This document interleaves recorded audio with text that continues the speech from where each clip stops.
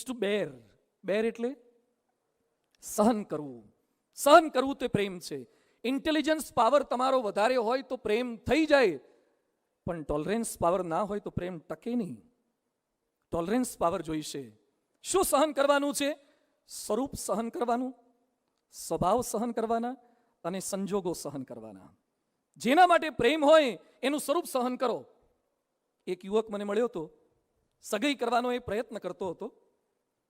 40-50 જગ્યાએ એને જોયું હશે. પછી મેં એને પૂછ્યું, કેમ દોસ્ત હજી ગોઠવાતું નથી? મને કે ક્યાંક નાકમાં ઠેકાણું નથી હોતું. અમુકની આંખ લુકિંગ લંડન ટોકિંગ ટોક્યો હોય છે, ફાંગી હોય છે.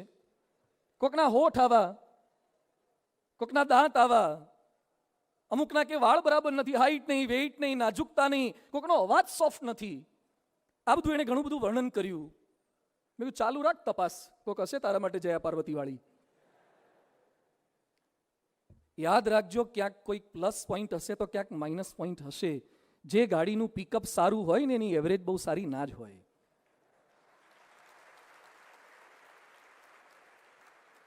પિકઅપ સારું હોય તો તમારે એવરેજ જતી કરવી પડે. એમ જેને તમે સ્વરૂપ બહુ જોવા જશો તો પછી થોડુંક સહન કરવાનું પણ વધારે થશે. રૂપ ખાલી જોવા જશો તો, એટલે એની વચ્ચે થોડુંક સ્વરૂપમાં તમારે જે મળ્યું છે એમાં સંતોષ. લેલા મજનુની વાતો આપણે ક્યાંક સાંભળી છે, નામ તો સાંભળ્યા હશે. લેલા મજનુ. મજનુને લેલા બહુ ગમતી, પણ લેલા બહુ કાળી હતી, લેલા બહુ શ્યામ હતી. લોકોને લાગે કે મજનુ ક્યાં આમાં પડ્યો, પણ કહેવાયું છે ને, દિલ લગા ગધી સે તો પરી ક્યાં ચીજ હે. તમને જેમાં પ્રેમ થઈ જાય પછી લોકો જોતા નથી. એટલે મજનુને કીધું કે લેલા તો બહુ કાળી છે, તને આમાં કેમ પ્રેમ થયો? લેલામાં કઈ બરકત નથી. એટલે મજનુ કહે છે, લેલા કો દેખના હે તો મજનુ કી નિગાહો સે દેખો. મારી આંખોથી જુઓ તો તમને લેલા સમજાશે. એમ આપણને જે પાત્ર, આપણા મમ્મી પપ્પા, એક છોકરો મને શું કે, સ્વામી મારા પપ્પા બદલાતા નથી, નહીં તો હમણાં બદલી નાખું. ટક ટક કચ કચ કચ કચ, નાની નાની વાતની અંદર. મારા પપ્પા આવા છે, મારા પપ્પા ગામડાના છે, સાવ દેશી છે. કેમ તમે એનું સ્વરૂપ સહન નથી કરી શકતા? કેટલાકના પપ્પા કાળા હોય, કેટલાકના મમ્મી કંઈક વિચિત્ર રૂપમાં હોય, કેટલાક જાડા પણ હોય. તમને જેના માટે પ્રેમ હોય એનું જે સ્વરૂપ હોય એને સહન કરતા શીખો. અને અત્યારે કદાચ સ્વરૂપ સારું લાગશે, પરણ્યા પછી કેન્સર થશે તો, પરણ્યા પછી માથાના વાળ ખરી જશે તો, પરણ્યા પછી એક વ્હાઈટ સ્પોટ આવશે તો, અત્યારે જોવા જાય ત્યારે એક કાળો ડાઘ કે એક વ્હાઈટ સ્પોટ નથી ચલાવતા. પરણ્યા પછી આખું વ્હાઈટ થશે, શું કરવાના? એ બધી તૈયારી સ્વરૂપ સહન કરવાનું છે. બીજું સ્વભાવ સહન કરવાના. તુલસી સંસાર में भात भात के लोग, કોઈકનો બોલવાનો સ્વભાવ હોય, કોઈકનો શાંત સ્વભાવ, કોઈકને ગળ્યું ભાવે, કોઈકને તીખું ભાવે, કોઈકને ઠંડી ફાવે, કોઈકને ગરમી ફાવે, કોઈકને દરિયે ફરવા જવું ગમે તો કોઈક કે ના આપણે પર્વત જ બરાબર છે. કોઈકને બારી ખુલ્લી રાખીને શું ગમે, કોઈકને બંધ બારી જોઈએ, કોઈકને ગુજરાતી મીડિયમ ગમે, કોઈકને અંગ્રેજી મીડિયમ. ક્યાંક ક્યાંક પતિ પત્ની વચ્ચે સંતાનને કયા મીડિયમમાં ભણાવવા ને એના ઝઘડા થતા હોય છે. પેલી કે આ તો ગુજરાતી મીડિયમમાં, પેલો કે ના અંગ્રેજી મીડિયમમાં. પ્રશ્ન તો સ્વભાવ સહન કરો. દુર્વાસા, શાસ્ત્રોમાં ઉલ્લેખ છે કે દુર્વાસા બહુ ક્રોધી સ્વભાવના હતા, છતાં દુર્વાસાને લગ્ન કરવાની ઈચ્છા થઈ. એટલે એને લગ્નનું ગોઠવ્યું, પણ સામેવાળીએ શરત શું કીધી કે રોજની હું 100 ગાળો ભાંડીશ, 100 ગાળો ભાંડીશ અને એક પણ રિપીટ નહીં થાય. બધી સહન કરવાની. દુર્વાસા કે મંજૂર છે, પણ લગ્ન કરો. જી હજૂર. રોજ દુર્વાસા 100 ગાળો સહન કરતા હતા. સ્વભાવ સહન કરો. લિંકન, અબ્રાહમ લિંકન, અમેરિકાના પ્રેસિડેન્ટ, પણ એની પત્ની બહુ વિચિત્ર સ્વભાવના હતા. એકવાર લિંકનને મળવા માટે મહેમાનો આવેલા હતા. તેની પત્ની આવી ડ્રોઈંગ રૂમમાં અને જેમ તેમ બોલવા લાગી, અપમાન કરવા લાગી. લિંકન શાંતિથી સાંભળી રહ્યા. થોડીક વાર થઈ, પેલીને સંતોષ ન થયો. અંદરથી કોફીનો ગ્લાસ લઈને આવી અને લિંકનના કોટ ઉપર, ખમીસ ઉપર કોફી નાખીને જતી રહી. તોય લિંકન શાંતિથી બેઠા. એટલે મહેમાન કે તમારી પત્ની તમારી સાથે આવું વર્તન કરે છે તો તમને આમ લાગી કેમ નથી આવતું? લિંકન કે જ્યારથી ગાજવીજ થતી હતી ત્યારથી મેં નક્કી કર્યું હતું કે વરસાદ થવાનો. જ્યારથી બોલીને ગઈ હતી ત્યારથી નક્કી હતું કે બારિશ તો થવાની જ છે. કે ટેવાઈ ગયા, સેટ થઈ ગયું. એક ભાઈએ નહીં જ્યોતિષ પાસે હાથ જોડાયો. એટલે જ્યોતિષને કે જોન બાપુ શું લખ્યું છે મારા હાથમાં? એ કે તમારે લગ્નના 2 વર્ષ સુધી તો સખત દુઃખ છે, સખત દુઃખ, રોજ ઝઘડા, પ્રશ્નો, હેરાનગતિ. એટલે પેલો યુવાન થોડોક હલી ગયો. પછી કે પણ 2 વર્ષ પછી કેવું છે? એ કે પછી તમે ટેવાઈ જશો.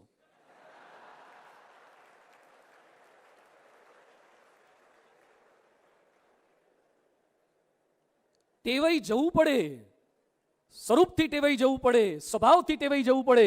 સ્વભાવ હોય પણ જે નથી ટેવાતા એ શું કરે? બોમ્બેમાં પરેલ વિસ્તારમાં ગૌતમ ગાસ્તે કરીને એક ભાઈ રહે, એના પત્ની સાથે રહેતા હતા, બાળકો મળતા. એમાં એના પત્નીએ કઢી બનાવી અને કઢી બહુ સરસ બની.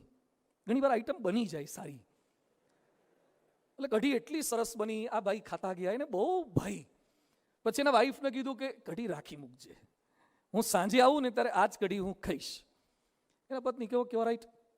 પેલો ભાઈ ધંધે નોકરીએ કંઈક ગયો હશે ને સાંજે આવતા એના મનમાં કઢી કઢી કઢી, એ જ બધું આમ રિપીટેશન થયા કરતું કે આમ ઘરે પહોંચીશ તો કઢી હશે ને પછી ગરમ કરીને કઢી ખાઈશું. અને ઘરે આવીને પત્નીને કીધું કઢી. એના પત્ની કે સોરી, તમારા ગયા પછી છોકરાને અમે બધા ખાવા બેઠા, મને બહુ ભાઈ, હું ખાઈ ગઈ. અલા પણ મારા માટે ના કે પણ માપની હતી, મને ભાવી તો હું ખાઈ ગઈ. અને આનો પિત્તો ગયો, એણે એની પત્નીને ઊંચકી અને બિલ્ડિંગમાં 8મા માળેથી ઉપરથી નાખી. એના પત્ની મરી ગયા. આ ભાઈ અત્યારે બોમ્બેની સેન્ટ્રલ જેલમાં રોજ હાંજે કઢી ખાય છે.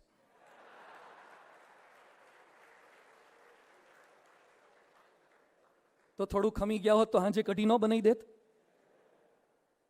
તો પ્રેમ એટલે સ્વભાવો સહન કરવા પડશે. પ્રેમ એટલે સંજોગો સહન કરવાના જ. ક્યારેક ચડતી આવે, ક્યારેક પડતી આવે. જીવન એ કોઈ સ્ટેરકેસ નથી, ગિરનાર છે, ક્યારેક ચડવાનું આવશે. અત્યારે અનિલ અંબાણીની હાલત કેવી થઈ છે? મુકેશ અંબાણી સાથે સેપરેશન સાથે થયું હતું, અત્યારે રિલાયન્સ ડાઉન થતું જાય, ચડતી પડતી આવે. મને અમેરિકામાં ન્યુયોર્ક બાજુ એક છોકરો મળ્યો, એની પત્ની અમેરિકામાં એનાથી ભાગીને જતી રહી. કેમ? એ કે સ્વામી મારો $1 લાખ સેલરી હતો પર એનમ, અને હમણાં રિસેશનની અંદર ડાઉન થયું એટલે મને 45 કે 55,000 થયું, એટલે મારી પત્ની મને છોડીને જતી રહી. એ કે લાખ થાય ત્યારે બોલાવજો. તો સંજોગો બદલાય તો દુઃખ પડે એટલે જતું રહેવાનું એ પ્રેમ નથી. અને જોઈ લો રામાયણ, રામ જંગલમાં જતા હતા, જંગલમાં જવાનો આદેશ ખાલી રામને હતો, અને ભેગું કોણ તૈયાર થયું? સીતા તૈયાર થયા. આ કોઈના રિસેપ્શનમાં જવાનું હતું? હાલો કે જઈ આવીએ. 14 વર્ષ સુધી બહાર રહેવાનું છે. રામ એમને સમજાવે છે કે કઈ મિસઅન્ડરસ્ટેન્ડિંગ નથી થતી ને, ક્યાં જઉં છું? હું કઈ ફરવા નથી જતો, હું જંગલમાં જઉં છું. અને ફોર 14 years સીતા કાઈ નો વેરી વેલ, મને ખ્યાલ છે. રામ કે હું જ્યાં જઉં છું ત્યાં કોઈ આવું સરસ બેડરૂમ વાળું, ડ્રોઈંગ રૂમ વાળું ઘર નહીં હોય, ઝૂંપડામાં રહેવું પડશે. સીતા કે હું રહીશ.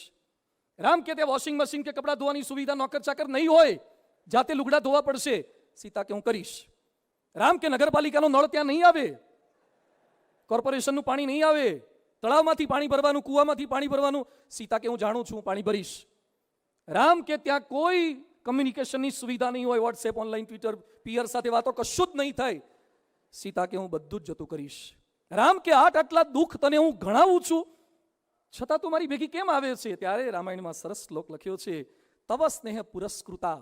વાલ્મીકી લખે છે કે રામ તમારો પ્રેમ જો હશે ને તો આના કરતા અગણિત દુઃખો મને પડશે ને તો હું સહન કરી લઈશ.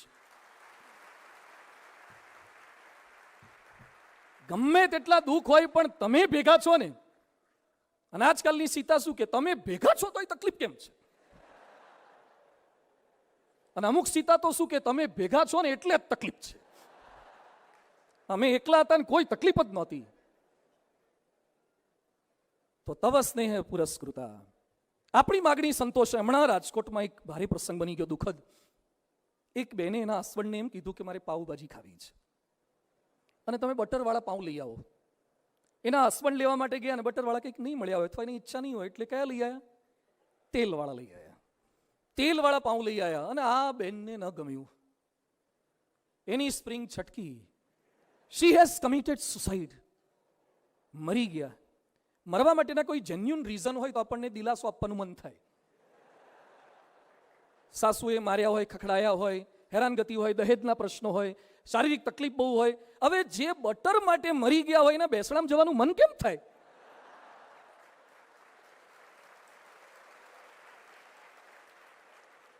અને એને બેસણામાં ગયા પછી આપણે બળ શું આપવું અને એના વખાણ શું કરત? બહુ સારા હતા, ક્યારે બટર માટે થયું.